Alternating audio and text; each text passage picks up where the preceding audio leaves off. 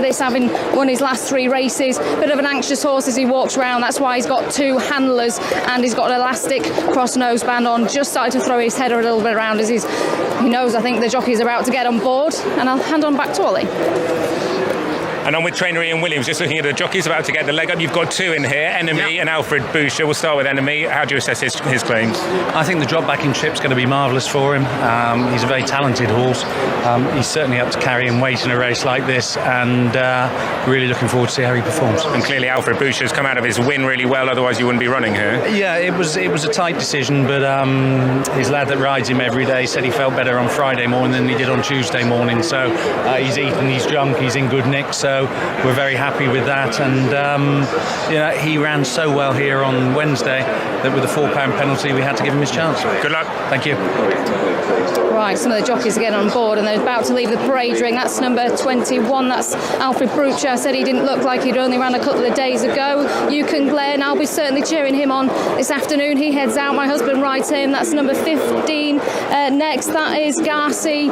You know, he was really well fancied for this race earlier on in the season. Number 3's already gone out, Max Vega. This is number 1, Get Shirty. I've got for an each way bet, 16 to 1. He looks great, this horse, in the prelims. His coat looks fantastic. Who's next? This is number 22. This is Valley Forge. Automatically qualified for this, of course, when he won this Melrose last year. Number 18, Beno, is just heading out 4th in last year's Queen's Vase. That gives him a great chance on that form. Who else has gone out? We've got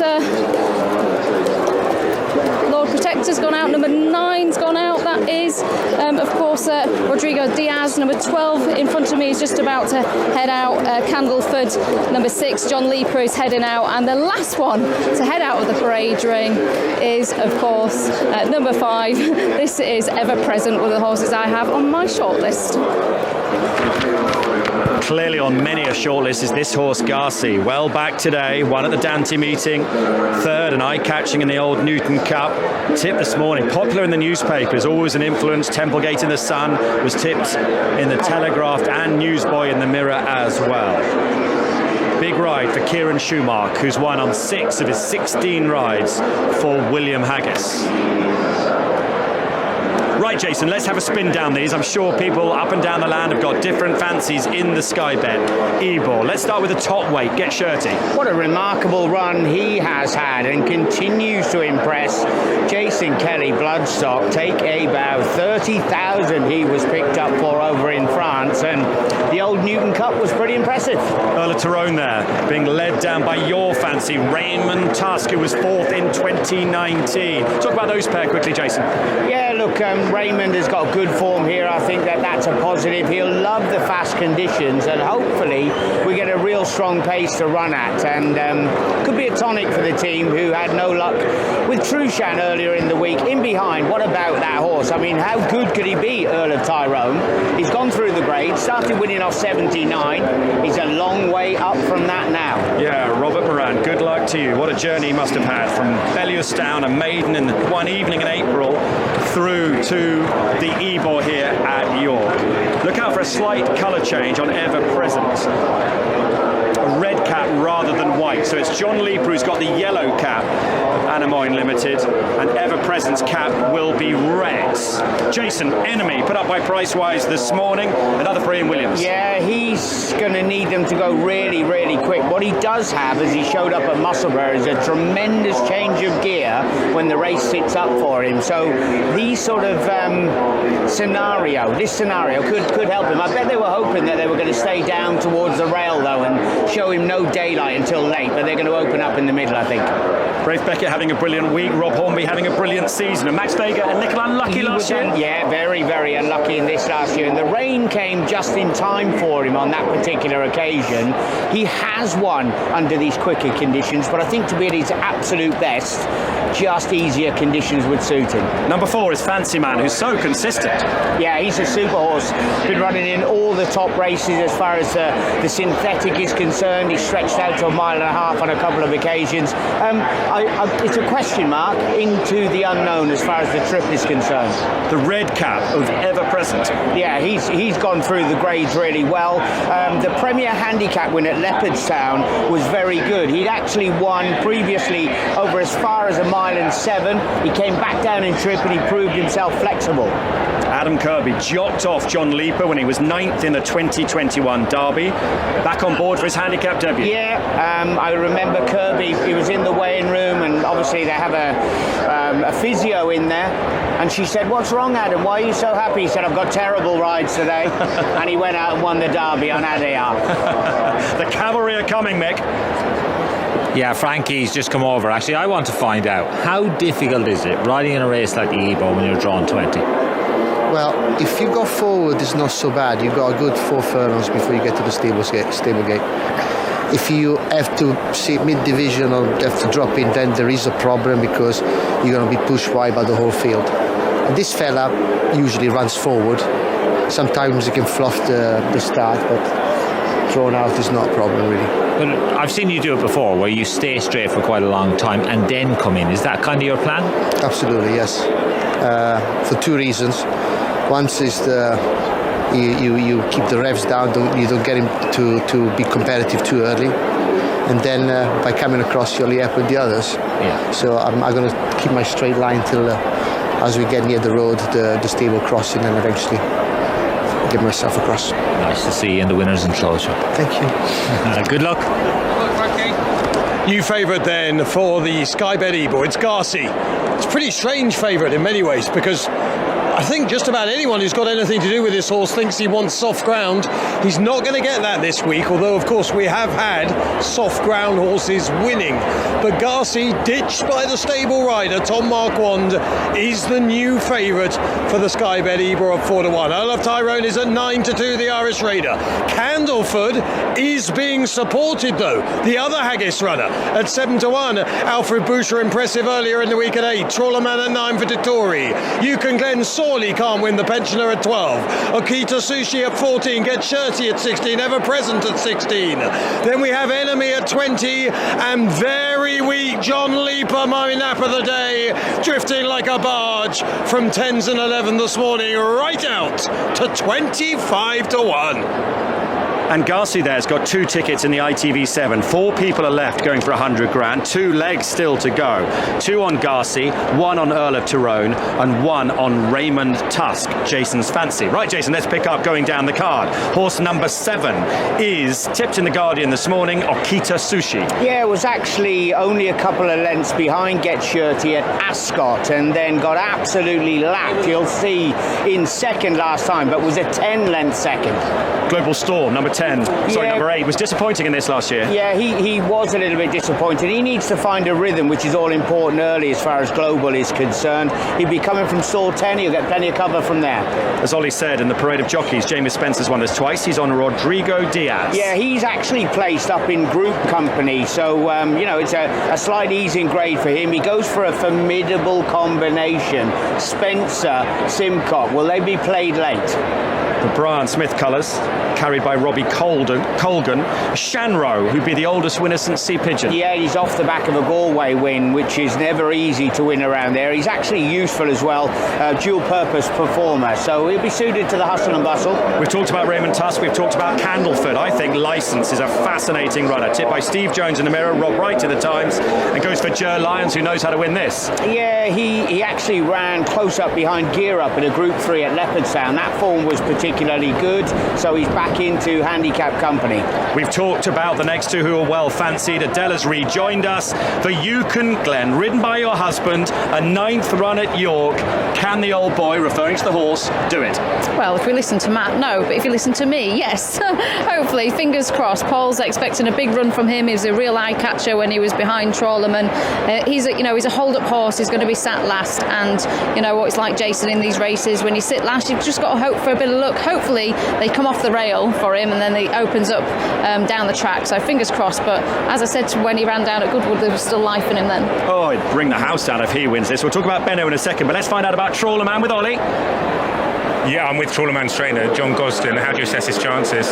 Well, he's got a very wide draw, But sometimes with Montaja, we left him out there, so you might see him stay wide for a long time, Frankie, and everyone thinks that something's gone wrong with the bridle. But having said that, look, it's a wonderfully competitive Ebor as usual, and I think Joseph's also been made favourite there, but they look great in the paddock, and you look forward to a huge crowd here today. So, and look, it's easier to pick the jockeys than the horses here. Can I just get a quick update on Stradivarius? How's he? Well, he's fine. He's just, just still a little bit sore in the foot, but it has improved. But it was enough that you couldn't begin to run him. We were checking him there at 5 a.m. The van was leaving at 5:30, and there's no way you could put him on it.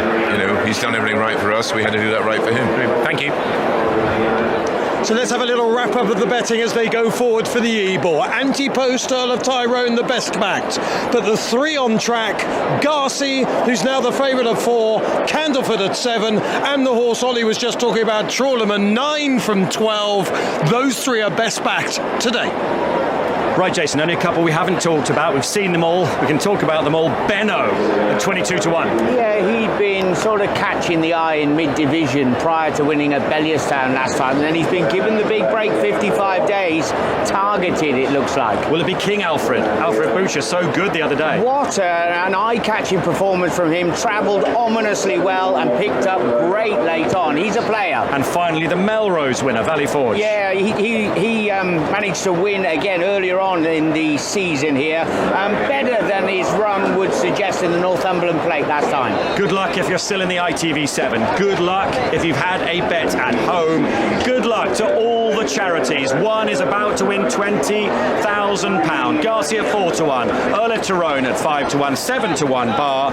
Good luck to all the connections as I hand you to our commentator Richard Hodges. And the 2 to go forward to complete the line, Trawlerman, and that's the colour change ever present. Some publications have different colours for Rodrigo Diaz, white and green, white with green, Cross of Lorraine and Arnotts for Rodrigo Diaz. So runners are all set just about then for this Sky Bet Ebor, £500,000 right across the Knavesmire. And the runners are dispatching the stall. So away we head, Rodrigo Diaz grabs hold. Frankie is moving forward on Trawlerman, as is the other Godolphin runner, Global Storm. So blue to the 4 early on. Earl of Tyrone taking a handy position with Fancy Man, and they're being dragged through by Max Vega. The grey horse is Alfred Boucher just behind the leaders in company early on with John Leaper, who's a little bit closer than is sometimes the case. License settles down in midfield. Frankie is staying right over on the far side, a common tactic to avoid his horse eyeballing others and give him a chance to see how much energy he has to expend to cross in front of the field. They will get to a left-hand kink, as you heard, after about 3 furlongs or so. So Frankie probably won't stay out there a great deal longer. But out in front it is a Trawlerman. On the inside of the field races Global Storm. 3rd place over on the far side, that includes Earl of Tyrone, Max Baker and Fancy Man, as Frankie will now just begin to edge across. Has the overall lead without a doubt. John Leaper settles in 6th place, just ahead of, at this stage, Earl of Tyrone, who's just on the inside running rail as they make the turn. Just behind these is Shanro racing about her 7th place, and now Frankie joins the field proper and dropping anchor moves over to the lead in a more conventional manner on the fence. So early on it's Trawlerman who leads in company with Global Storm. Earl of Tyrone is off the running rail in 3rd, Max Vega in 4th, Shanro on the inside of Fancy Man, John Leaper in 7th as they get a sit. The colour change is on the red cap of Ever Present on the inside of Alfred Boucher at this stage in company with License. Reading further back, Chalier and Valley Forge white and green, just ahead at this stage of License in that pink cap. On the inside is Garci, 2/3 of the way back through the field with Raymond Tusk. Candleford's in that little cluster, 2/3 of the way back through the field as well, in company with Akuta Sushi, and right towards the back Yukon Glen in company with Rodrigo Diaz as they make the turn. Enemy is another who's towards the tail.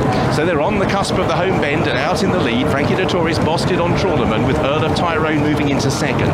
Global Storm will straighten in 3rd, Fancy Man striped jacket will corner in 4th, then Max Vega as they make the turn. John Leaper is in 6th place, same as ever-present red cap, then the grey Alfred Boucher behind these with Valley Forge as Global Storm has a difference of opinion. William Buick staying over to the far side as they make their way up the home straight. Amongst the other runners, Candleford trying to improve, Yukon Glen just trying to pick a passage that was blocked. Benno is still towards the back as well. So now the dash for the Ebor begins. Still Global Storm and Trawlerman with Earl of Tyrone at the front wave of 3. John Leaper in 4th place, Alfred Boucher the grey muscling or trying to between the Godolphin runners. Behind those over on the far side inside is Shalia. Ever-present Candlefoot comes next. Yukon Glen is picking a passage through runners, but still has work to do. The grey Alfred Butcher looking for a second win of the week, with Trawlerman on the near side, Earl of Tyrone. Behind these, John Leaper, Shalia, but it's Alfred Butcher who has the lead. Trawlerman is fighting back on the run to the line. Alfred Butcher, Trawlerman won't lie down. They hit the line together. Very close indeed. Trawlerman fighting all the way to the line with Alfred Butcher. Earl of Tyrone was third. Ever-present Shalia involved with John Leaper for the placings. This is very close indeed, because the heads were going different ways. Trawlerman was in front there. Wow, that is really, really close, isn't it? Alfred Butcher and Trawlerman, who had that unconventional route down the back straight. Let's sort out the places for you. Earl of Tyrone is third. It's pretty close for fourth. Going to go to John Leaper, Shalia. Then behind these, Yukon Glen near side. He didn't get a lot of luck in the run. Ever-present and Shanro, I think, were the other ones that were involved there. This is mighty, mighty close. Just before the line, Trawlerman was in front, but their heads were going different ways, and this might take a moment or two to sort out. Trawlerman favourite on the exchanges, possibly because you believe you can't see a grey slither of a nose outside Trawlerman, but he's fraught with danger. Fair play to Trawlerman, he's really stuck his nose out. There you can. Well, let's see what the judge calls. 19 and 21 are the two numbers. And still on Betfair, Trawlerman trading as a strong favourite, was 1-5, and the first angle then went 1-4. Frankie went under the trees like Willie Carson did at Ascot so many years ago. Alfred Boucher's run another huge race after winning the other day, Jason. He also managed to win the Here we go. to finish for first place. First, number 19, Trawlerman. Second, number 21. Third, number 14.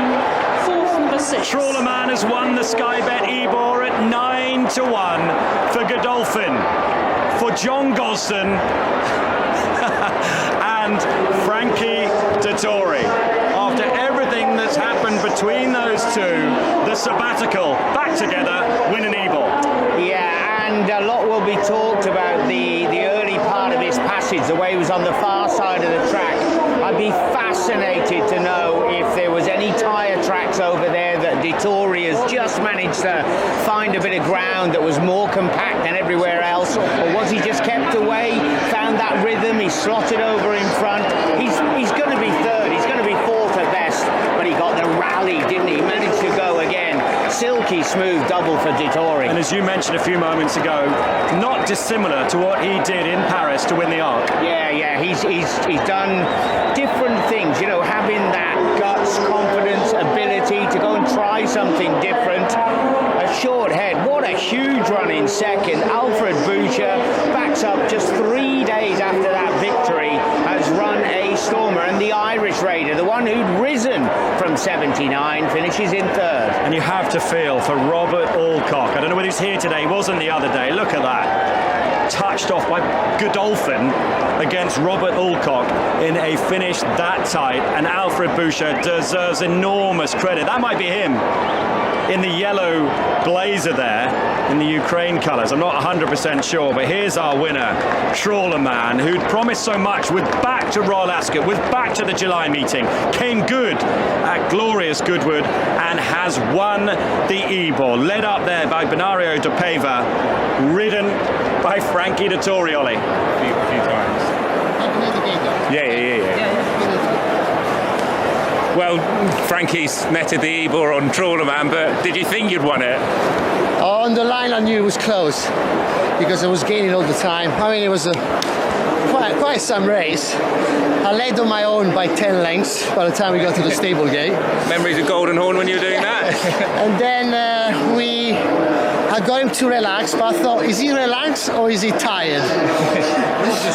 And then eventually he stayed on all right. The Irish horse passed me by a good neck, and then the grey horse passed me. I thought, God, I'm going to finish third. And then he found some energy out of nowhere, and I thought, well, we might get second again. And then on the line, we might got there. It was an amazing race. Just as you were describing there, you must have gone through every emotion imaginable in that race. Yeah, absolutely. I mean, I won a last second. Yeah. Look, it's a massive race. It's called the Ebor for no reason, and brilliant. Well done, Frankie. Thank you. Frankie waited all week for a winner, and then two come along at once. And what a week for his dad, Golden Horn, who went wide in the Arc, and now his son's gone wider than Ebor and won it. And Overby Stud have done an amazing piece of business with Golden Horn there now. Trawlerman has won for the Sporting Memories Foundation, for Susie, who I did the draw with, courtesy of Frankie and Trawlerman. And Sporting Memories Foundation delivers social and inclusive physical activities that improve the mental and physical well-being of older people. And the money's going to be spent to enhance the digital archive of images, memorabilia, to trigger people's memories. Great cause. They've got £20,000 in which to do that. The charity that had Alfred Butcher gets 5. The Leeds Society for Deaf and Blind People in second at 8-1. The second favourite was Earl of Tyrone in the end, third at 5-1. John Leaper fourth at 28-1. Get Shirty was fifth at 16-1. I will get the 6th and 7th and possibly even the 8th for you as soon as we can. It's very tight for those extra places between Ever Present and Yukon Glen, who's run well. Frankie's smiling again on a horse right from the start. Adele went down early and then he kept them away from everybody at the start of the race and then into the straight and he's still there. Yeah, I was saying to Jason, you know, it's all about keeping things simple, isn't it, with races like this? They came into the parade ring, he just did once round, they took him out early. He obviously doesn't like being near other horses, it obviously sets him alight, so they got off him down at the start, kept him relaxed. I mean, I actually love it, Jason, when a plan comes into play and Frankie kept him wide, didn't want him over racing. Once he brought him over to the, you know, to the rest of the horses, it just all seemed to, I don't know, everything just seemed to come into play today. Everything just seemed to work out so well. There's been a few races, Ed, and you know, on the biggest stages as well. He managed to win the World Cup fairly recently when he was beaten on the home turn. Here, Dettori's beaten at the furlong marker. He's back to third. He's lucky going to hold on to fourth position, but to get that re-rally out of the horse, to be up and fluent and then go into overdrive to ask for that final effort, that's Dettori at his finest. Oh, Robert Alcock and Ian Williams must have been thinking we were going to win the Ebor at this point.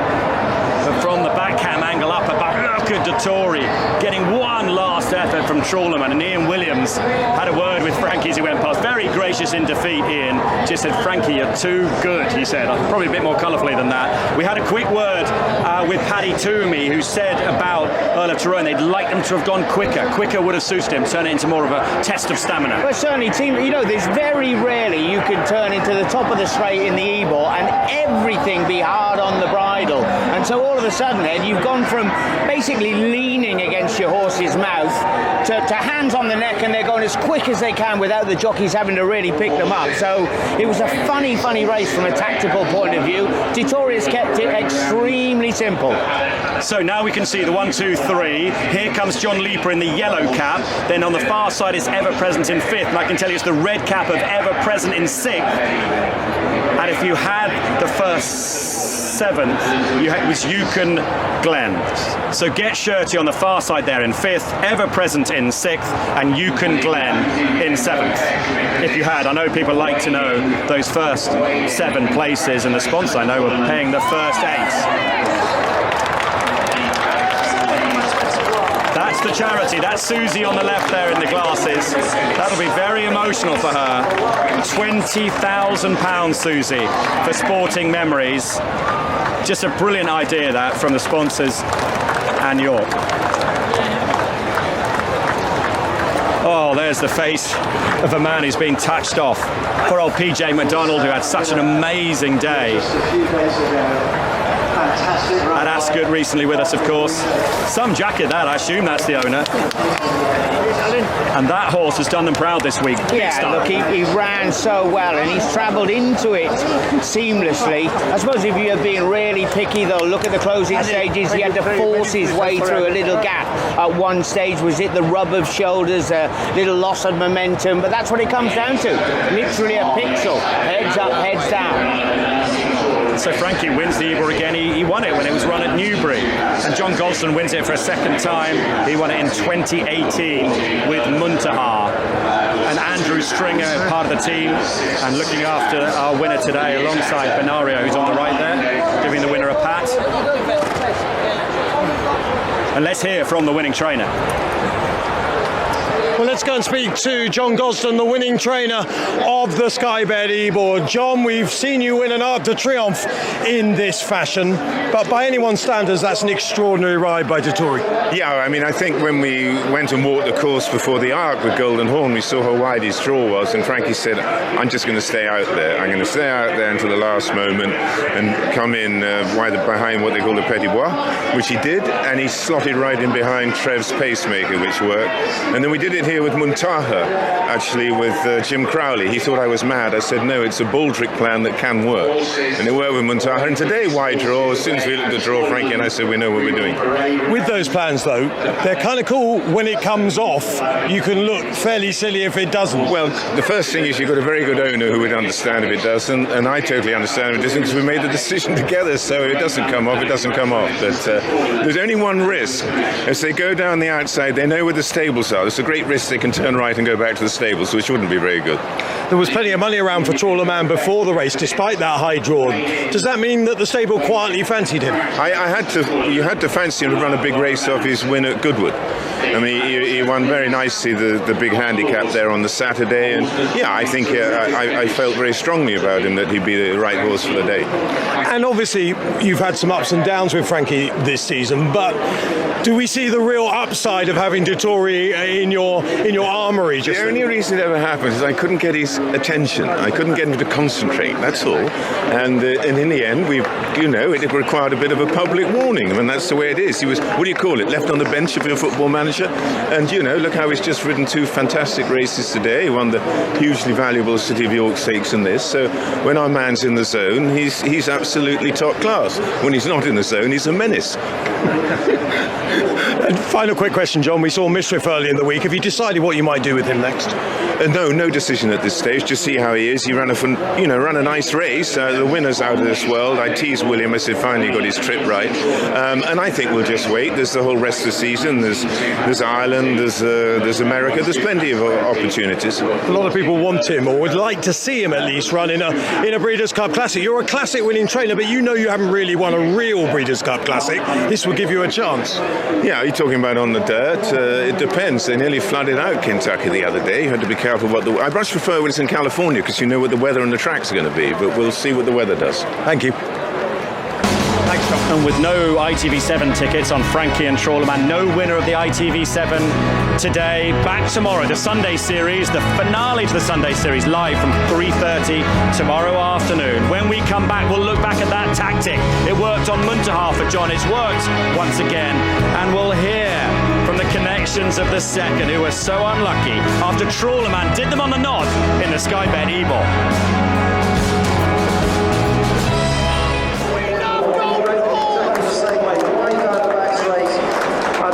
Piece of tactical riding, ladies and gentlemen, Frankie Dettori, one of the rides of the season. And I'm sure we all thought that Trawlerman was beaten heading to the last furlong of the race, but somehow Frankie managed to get a bit extra house spin and get back up to win.